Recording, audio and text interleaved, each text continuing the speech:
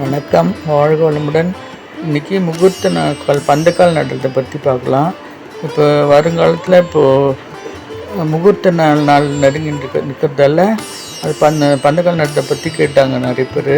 அதனால் அது எப்படின்னு இன்றைக்கி பார்க்கலாம். திருமணத்துக்கு முன்னாடி பந்தக்கால் நடுறது மிக முக்கியமான நிகழ்ச்சி. அது திருமணத்துக்கு முன்னாடி 3 நாளுக்கு முன்னாடி இல்லைன்னா 5வது நாள் முன்னாடி செய்வாங்க.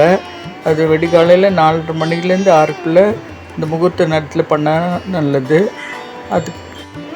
இந்த பந்தக்காலுக்கு நடுறதுக்கு முதல்ல சவுக்கு கம்பு தான் முக்கியமாக தேவைப்படும். அப்படி அது கிடைக்கலன்னா மூங்கில் கம்பு எடுத்துக்கலாம். முதல்ல மஞ்சள் பிள்ளையார் பிடிச்சி ஒரு தட்டில் வச்சு வெத்தலைப்பாக்கு அந்த பிள்ளையாருக்கு வச்சுட்டு பூ வச்சுட்டு விளக்கேற்றி வச்சிடணும். அதுக்கப்புறம் வீட்டில் இருக்கவங்க பெரியவங்கெல்லாம் சேர்ந்து லேடிஸ்லாம் சேர்ந்து அந்த சவுக்கு கொம்புக்கு முதல்ல தண்ணி விட்டு அலம்பிடணும். அதுக்கப்புறம் பால் அபிஷேகம் பண்ணணும். அதுக்கப்புறம் திரும்ப தண்ணி விட்டு அலம்பிட்டு தயிர் அபிஷேகம் பண்ணணும். தயிர் அபிஷேகம் பண்ணிட்டு திரும்ப தண்ணி விட்டு அலம்பிட்டு மஞ்சள் பூசி மேலேருந்து கீழே வரைக்கும் மஞ்சள் பூசி குங்குமம் வச்சுட்டு எல்லா லேடிஸ்லாம் சேர்ந்து இந்த சடங்கு செய்யணும்.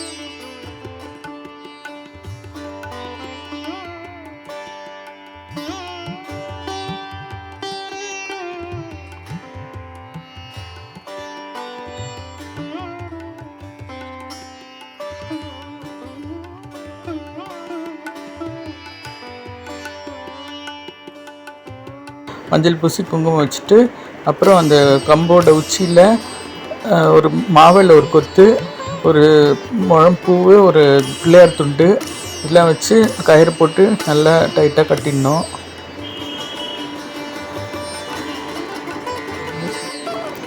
வீட்டு வாசலில் பள்ளம் தோண்டி நடுறதுக்கு வாய்ப்பு இருந்தாக்கா, வசதி இருந்தாக்கா ஒரு அடி பள்ளம் தோண்டி இந்த கம்பு நடலாம். அப்படி வசதி வாய்ப்பு இல்லைன்னாக்கா மண் மூட்டை வச்சு அதில் இந்த கம்பை வச்சுட்டு அது பக்கத்தில் கிரில் கேட் எதாவது இருந்தால் அப்படின்னா தூண் அது மாதிரி இடத்துல கயிறு போட்டு ஸ்ட்ராங்காக கட்டிடணும்.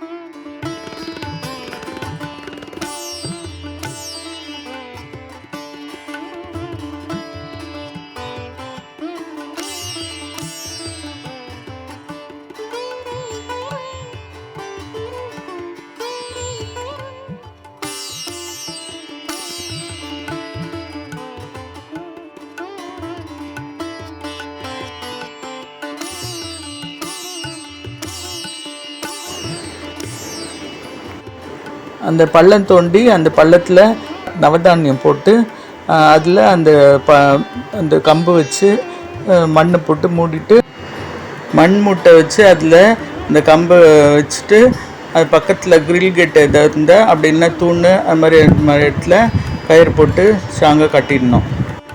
அந்த கம்பை கட்டிட்டு அதுக்கப்புறம் அந்த கம்பு காலில் அந்த கம்பு நட்ட இடத்துல ஒரு விளக்கு ஏற்றி வச்சுட்டு அந்த மஞ்சள் பிள்ளையார் வச்சு அதுக்கு வெத்தலை பாக்கு மஞ்சள் பூ பழம் எல்லாம் வச்சுட்டு தேங்காய் ஒரு தேங்காய் உடைச்சி வச்சு எல்லாருமே சேர்ந்து வீட்டில் இருக்கிறவங்க பெரியவங்க சின்னவங்க எல்லாமே சேர்ந்து சாம்பிராணி ஊதுவத்தி கற்பூர ஆராதனை எல்லாம் காமிச்சு எல்லாம் சாமி வேண்டிக்கணும், நல்லபடியாக கல்யாணம் நடந்து முடியணும்னு சொல்லிட்டு எல்லோரும் சாமி வேண்டிக்கணும். இந்த சடங்கு வந்து 2 வீட்லேயுமே மாப்பிள்ளை வீட்டு பொண்ணு வீட்லேயும் 2 வீட்லேயுமே செய்யணும் கண்டிப்பாக. அது முடிஞ்ச உடனே அன்றைக்கி காலையில் ஃபஸ்ட்டு எண்ணெய் நலங்கு வைப்பாங்க மாப்பிள்ளை வீட்டுக்கு பொண்ணு வீட்லேயும் பொண்ணுக்கு மாப்பிள்ளைக்கும். அப்புறம் வந்த விருந்தினருக்கெலாம் விருந்து வைக்கணும். இந்த சடங்குலேருந்து திருமண வைபவம் ஆரம்பமாயிடும். நன்றி, வணக்கம், வாழ்க வளமுடன்.